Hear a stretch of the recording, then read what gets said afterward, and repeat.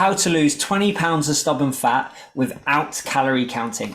So you may have watched some of my videos before where I basically explained that the only way to lose body fat is to be in a calorie deficit. Now, a lot of people confuse that with calorie counting. If you've lost weight in the past, maybe you've done Slimming World, Weight Watchers, you've done keto, whatever you've done in the past, if you have lost body fat, then you have been in a calorie deficit. And I bet you haven't counted calories.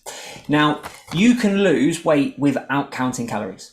All right. And there's problems with counting calories. In fact, any clients that work with us long term, we try to help them have more than one strategy. If their strategy is calorie counting, we help them to do it without calorie counting. We show them how to move away from that, because ultimately, in our experience, we've worked with nearly 500 women in the last couple of years. Most women cannot calorie count forever. They might do it for periods and then stop for periods. They might do it for weeks and then stop for a weekend. So therefore, you need to understand how to lose weight without counting calories. There's also a ton of problems with counting calories. So the first thing is that packaging is really inaccurate. In fact, it's up to 20% inaccurate. So let's say let's say you get a sandwich and it says it's 500 calories. It could actually be between 400 and 600. That's quite a big range. So that's the first problem. The second problem with counting calories is, what about when you eat out, when you go out for dinner at restaurants and they don't have the calories on the menu, or you eat at friend's house?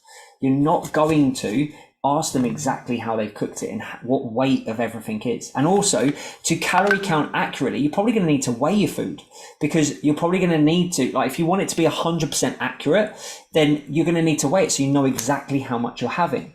So there's all of these issues.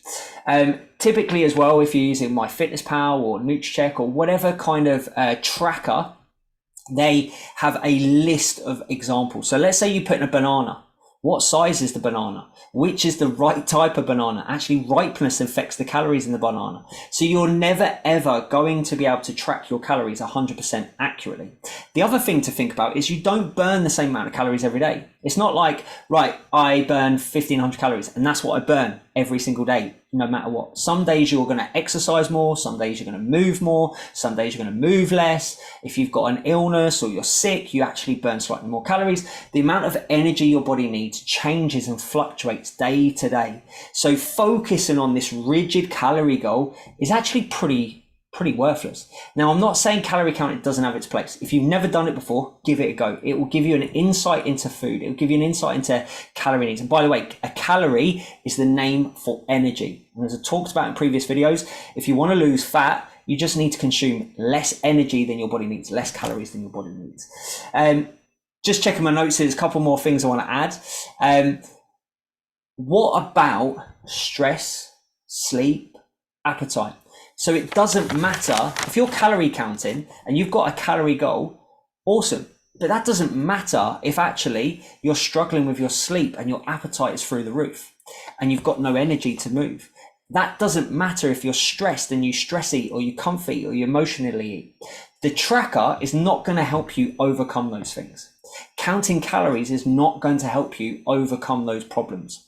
So if you're calorie counting and you're not losing weight, then it could be because you're tracking retrospectively. So you're doing it at the end of the day and you're missing foods out. It could be that you're actually burning less calories in it. It could be so many reasons why. But essentially, if you're not losing body fat, then you're not in a calorie deficit, where irrespective of whether you're counting calories or not. And hopefully watching this video, you can understand the problems with calorie counting and how it might be going wrong, how you might not be getting the results you want. There are a million ways to lose weight without calorie counting. So as I've already highlighted, if you starved yourself, if you ate no food, you wouldn't be calorie counting, but you would lose body fat. If you look at people on I'm a Celebrity, they don't calorie count, but because they're not given enough food, they pretty much all of them lose weight. So hopefully this is clearly highlighted to you that you don't need to count calories to be in a calorie deficit, that calorie counting can be problematic. And if you're not going to do it long term, then what are you going to do? And when you don't calorie count, what are you going to do? So hope this is helpful. If you've got any questions, drop them in the comments below.